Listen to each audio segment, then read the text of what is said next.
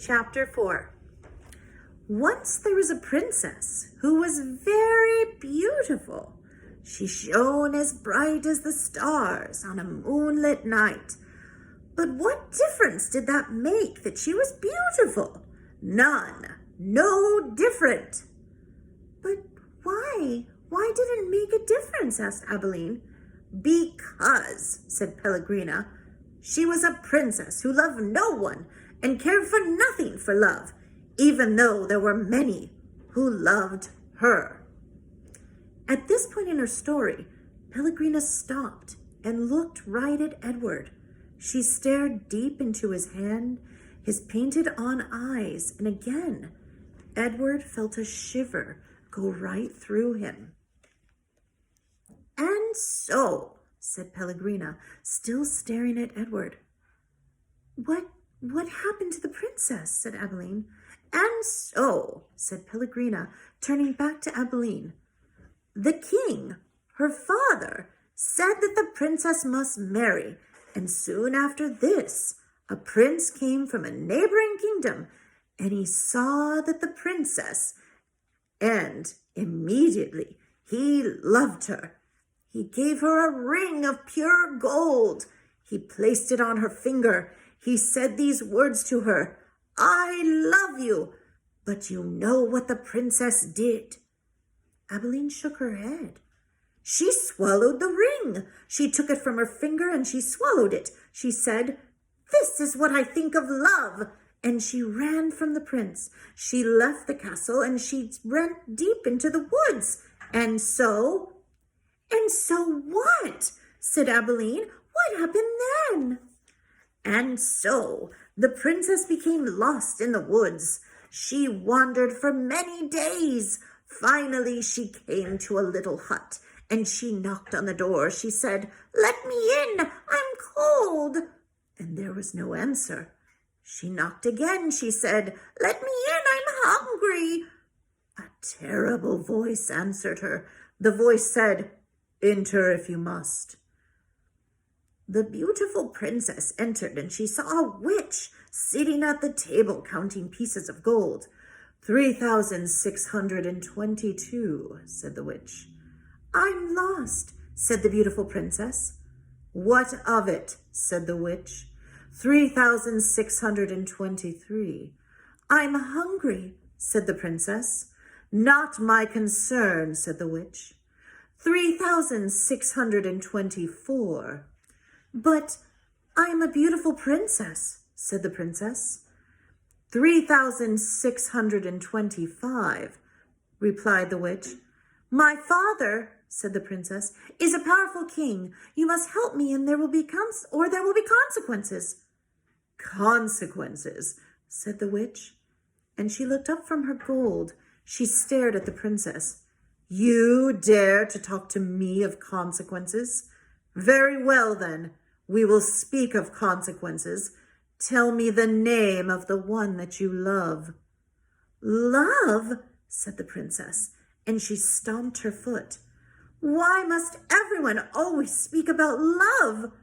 Whom do you love? Said the witch. You must tell me their name. I love no one, said the princess proudly. You disappoint me, said the witch. And she raised her hand and said one word, Farthfiggery. And the beautiful princess was turned into a warthog. What have you done to me? Squealed the princess. Talk to me of consequences now, will you?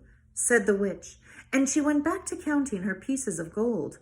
3,626, said the witch, as the warthog princess ran from the hut and out again into the forest. The king's men were in the forest too, and they were looking. Who were they looking for? A beautiful princess. And so they came upon an ugly warthog. And what did they do? They shot it immediately. Pew! No! Shouted Abilene. Oh, yes, said Pellegrina. The men took the warthog back to the castle, and the cook cut it open, and found the ring of pure gold. There were so many hungry people in the castle that night, and all of them were waiting to be fed.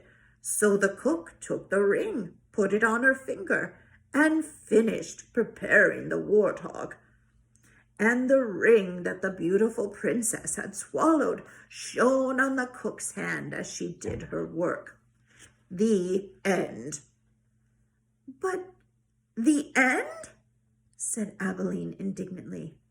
Yes, the end, said Pellegrina. But that can't be. Why can't it be? Because it came too quickly, because no one lived happily ever after, that's why. Ah, and so? Pellegrina nodded. She was quiet for a moment. But answer me this. How can a story end happily if there is no love? But, well, it is late, and you must go to sleep. Pellegrina took Edward from Abilene. She put him in his bed and pulled up the sheet to his whiskers. She leaned in close to him and she whispered, You disappoint me. After the old lady left, Edward lay in his small bed and stared up at the ceiling. The story, he thought, had been pointless. But then most stories were. He thought of the princess and how she had become a warthog. How gruesome, how grotesque, what a terrible fate. Edward, said Abilene, I love you. I don't care how old I get, I will always love you. Yes, yes, thought Edward. And he continued to stare up at the ceiling. He was agitated for some reason and he could not name it. He wished that Pellegrina had put him on his side so that he could look at the stars. But then he remembered Pellegrina's description of the beautiful princess.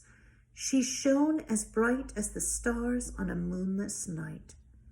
For some reason, Edward found comfort in these words, and he repeated them to himself. As bright as the stars on a moonless night, as bright as the stars on a moonless night, over and over until at last the first light of dawn appeared.